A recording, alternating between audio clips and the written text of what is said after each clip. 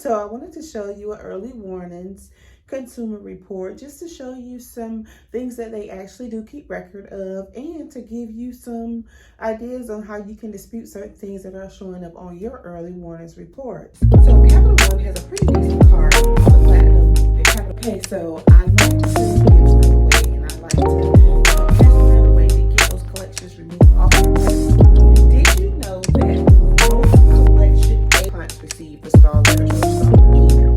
So I want to go over this with you to just kind of show you how they report the intricate things that they actually say, what they watch, what they record, and give you some dispute ideas if you have like a bad record with early warning so that you can start disputing. Okay, so first things first, of course, you're going to have your personal information, name, address, date of birth, social security number, driver's license number, all that stuff. Of course, it's blotted out because of personal information. So let's get down to the nitty gritty. So this report, the contributor here is Bank of America. So this is some information that Bank of America shared with early warning. So, of course, you have your name, social security number, address, your identification number, like your driver's license number, date of birth, the banking and routing number, but you can see all this stuff is blotted out. The incident date. Now, if you see where it's saying anything about an incident date, that means that there was a problem, okay? So paid, unpaid, settled. You see where it's saying unpaid. These are all things that will get you denied checking accounts, okay? They won't let you open up a checking account a lot of times when they see stuff like this. And the big whammy on this one here is under contribution reason, which is checking account fraud. So this person was allegedly accused of some type of checking account fraud, which can happen in several different ways that this can happen. One being it absolutely being true and right. And other reasons can be like if someone, let's say someone zells you or something, and they go and say, hey, they want to get their money back and they want to commit fraud to do so. So they may say, hey, this person frauded me out of $700. And so things like this can cause checking account fraud alert to be put on your credit report, all kinds of other reasons too. This would be something that you would want to dispute if you're disputing. So you're going to dispute the contribution reason. Okay.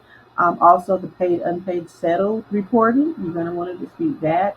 You can dispute your driver's license number information, whatever is on this report, same as personal credit, you can dispute it.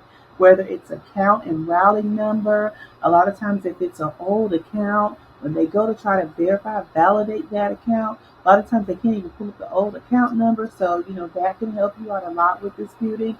Even if you're doing an affidavit of fact and truth, you can say, hey, this account number is incorrect, or I would like for you to validate that this account number is accurately and it is matched to me, and get things deleted that way if they can't find the original account number for validation.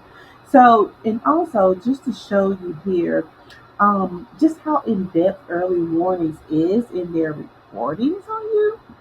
So you see where it says return transactions. Let me see if I can mark it. Okay, here where it says return transactions. So this transaction type is ACH type.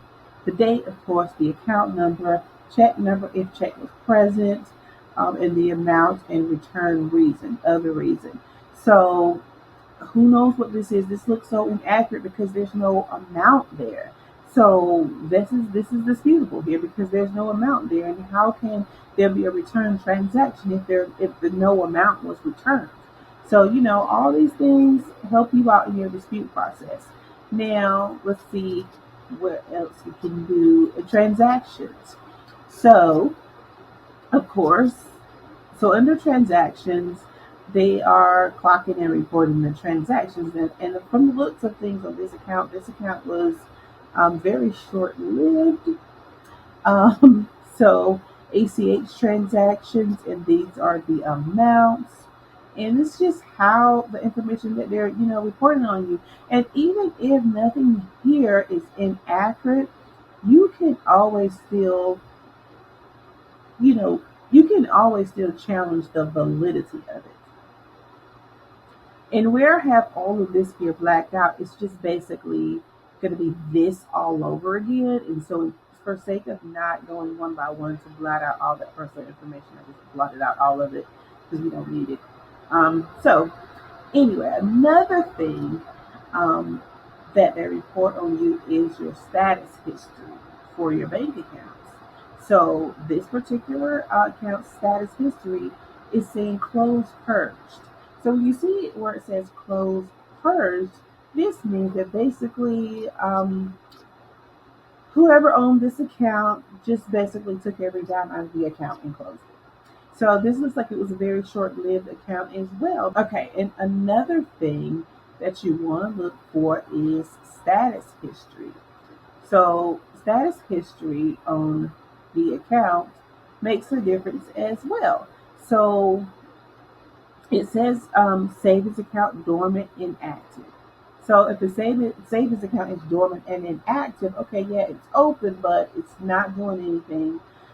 So all these things can be somewhat of red flags when another bank kind of pulls your record to see if they will approve your application and opening an account. And again, here where it says And again here where it says return transactions.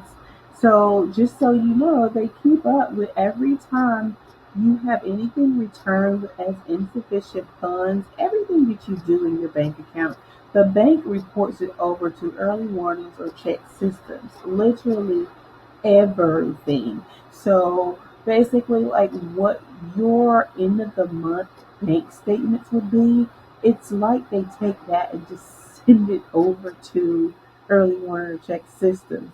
A lot of times it only gets sent over when there's negative there. So be on the lookout for that and just know that if you have any accounts that go into insufficient funds, if anything like that is going on, it's probably going to show up on your early warning check systems accounts. And those are things to look out, also things that you can dispute as well.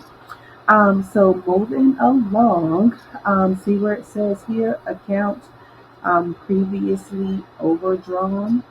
All in the business, see, and this is something that you can dispute if you were going to dispute this account, dispute this stuff. Um, and here under status history, it shows there's like a whole line here of where the account was overdrawn. All these things give you like a certain score within the banking systems that will say whether or not the bank will approve you for opening up a savings or checking account. And to see here where this is a savings account and the savings account is overdrawn. And I'm like, really? Like, I never knew that, until I started looking at these reports.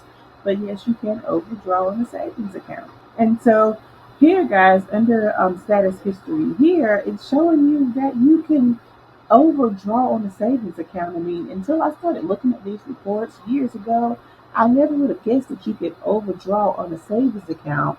But that doesn't make you look so good on paper, right? If you're overdrawn on a savings account, because it's like, okay, now you knew you didn't have that money in there.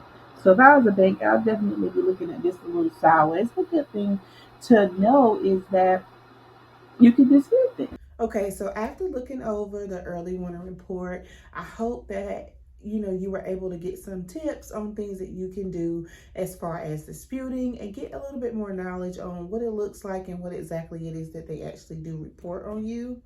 Now, if you're going to dispute with them, I would highly suggest that you kind of go in asking them to validate, pointing out discrepancies and inaccuracies. Use your laws.